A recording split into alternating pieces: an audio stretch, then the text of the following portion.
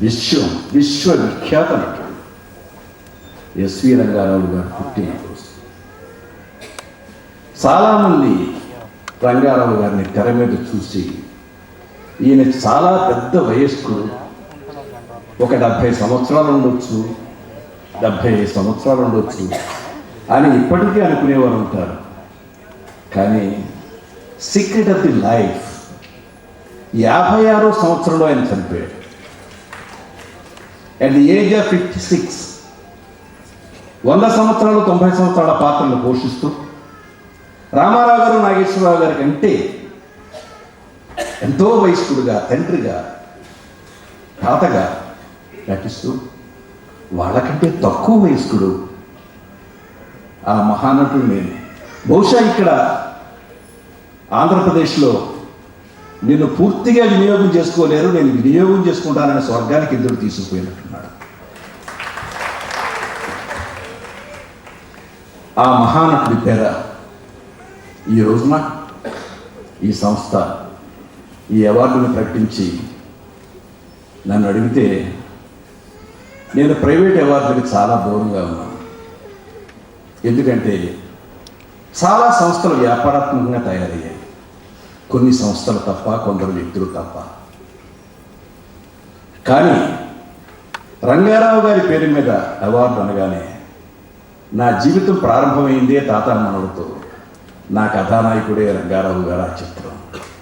అటువంటి మహానటుడి పేరు మీద ఇచ్చే అవార్డు, ఒక ఎన్టీఆర్ స్మారక అవార్డును తీసుకున్నాను, శోభన్ బాబు గారి స్మారక అవార్డును తీసుకున్నాను, భానుమతి గారి అవార్డును తీసుకున్నాను, మహానటుల అవార్డును తీసుకున్నాను. ఎవరో ఒకరిది తప్ప ఈ రోజున ఎస్వి రంగారావు గారిని అందుకుంటున్నాను. గర్వం, ఒక మహానటుడి అవార్డును అందుకుంటున్నాను. అందుకనే విజయబాబు గారు నన్ను అడగగానే నేను తప్పకుండా వస్తానని చెప్పాను. ఈ కార్యక్రమానికి ముఖ్యమంత్రి గారిని ముఖ్య అతిథిగా పిలుస్తానంటే మరీ సంతోషించాను. అటువంటి ఎస్వి రంగారావు గారి పేరు మీద అవార్డు. వేరే వారికి ఎవరికైనా అవార్డు వచ్చుకున్నట్టయితే నేను చాలా ఎక్కువసేపు మాట్లాడేవాడిని. కానీ కృతజ్ఞతలు చెప్పడం తప్ప ఎక్కువగా మాట్లాడడానికి ఉండదు అవార్డు తీసుకునేటప్పుడు. కాకపోతే నాకు రంగారావు గారికి చాలా బలమైన బాంధవ్యం ఉంది. ఎందుకంటే జగత్కిలాడీలు, జగజ్జట్టీలు, జగజ్జంత్రులు, సుఖదుఖాలు ఈ చిత్రాలన్నీ పల్గునా సంస్థలో నిర్మాణం జరిగితే నేను ఆ సంస్థకి అసోసియేట్ డైరెక్టర్గా పనిచేశాను. ఈ అన్ని సినిమాలకి నేను పనిచేశాను, రచయితగా పనిచేశాను. జగత్కిలాడీలు, జగజ్జట్టీలు, జగజ్జంత్రులు నేను రైటర్ని. పోవే హూట్లే, ఓరా ఢోంగ్రే, ఇవన్నీ నేను రాసిన డైలాగులు. లేడు అసలు, ఒక సూర్యకాంతం అటువంటి నటి లేదు, ఒక రేలంగి, ఒక రమణారెడ్డి, ఒక నిర్మలమ్మ, ఇలా మహోన్నతమైన నటులు మనం. అటువంటి నటులు ఇవాళ గుర్తుకు రావాలి. ఇవాళ వచ్చి 2 క్లబ్ డాన్సులు చేసి తెలుగు భాషని పూర్తిగా కలుషితం చేసేసి అడ్డమైన భాషనే మాట్లాడుతున్న వాళ్ళు హీరోలుగా చలామణి అయిపోవడం మన దురదృష్టం, మన కర్మ. భాష రాదు, నటన చేత కాదు, ఎక్స్ప్రెషన్ తెలియదు. చెబుతారు చెట్టు చెడే కాలానికి కుక్క మూతి పిందులు వస్తాయని. బహుశా అదేనేమో ఇది. అందుకే మన పాత నటిని, మహానటుని మనం స్మరణ చేసుకోవాల్సిన అవసరం ఉంది. దానికి ఫిల్మ్ డెవలప్మెంట్ కార్పొరేషన్ ముందుకు వస్తే మాబోటి వాళ్ళు సజెస్ట్ చేస్తాను ఏం చేయాలన్నది. మేము సజెస్ట్ చేస్తే తప్పకుండా ఏ ప్రభుత్వం చేస్తుంది, ముఖ్యమంత్రి గారు ఖచ్చితంగా చేస్తారు. అంటే కిరణ్ కుమార్ రెడ్డి గారి గురించి నేను చెప్పడం కాదు, ఇంతవరకు సినిమా ఇండస్ట్రీ గురించి ఆంధ్రప్రదేశ్లో కాంగ్రెస్ ప్రభుత్వం చేసినన్ని గొప్ప కార్యాలు దేశంలో ఏ ప్రభుత్వం చేయలేదని మాత్రం సత్యం. ఏమడిగితే అది ఇచ్చింది, నిలబెట్టుకోలేకపోయింది పరిశ్రమే, దుర్వినియోగం చేసుకున్నది పరిశ్రమే. కాబట్టి ఏం కావాలో పరిశ్రమ ముందుకు వచ్చి దీనికి కావాల్సిన కార్యక్రమాలు చేయాల్సిన అవసరం ఉంది. ఎందుకంటే మనకు మహానటులు పోతున్నారు. ఇవాళ ఎక్కడి నుంచో మనం ఇంపోర్ట్ చేసుకుంటున్నాం, తమిళ భాష నుంచి, హిందీ భాష నుంచి, ఇక్కడో భాష నుంచి.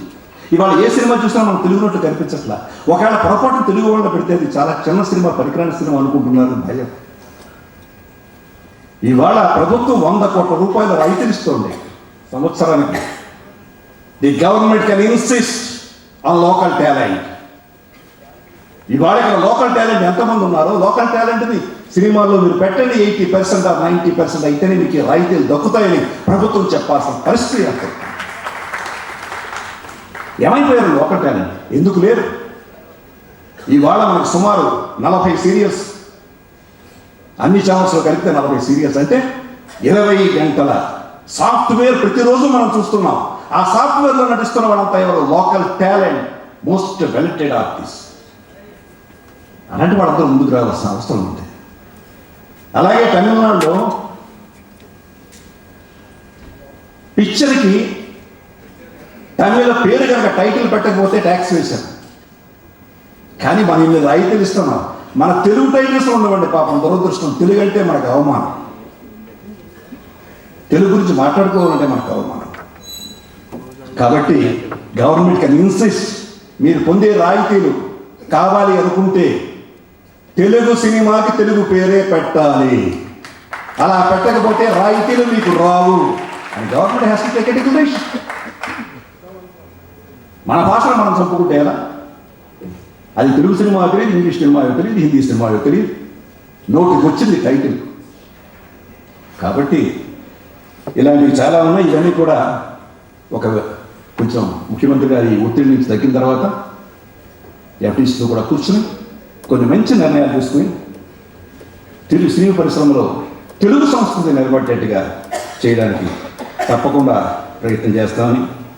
ఇక అలాగే రంగారావు గారి గురించి మాట్లాడే ముందు అందరికీ మహానటుడిగా నేను తెలుసు, కానీ ఆయన గొప్ప దర్శకుడు కూడా. చదరంగం, బాంధవ్యాలు అని 2 సినిమాలు చేశారు ఆయన.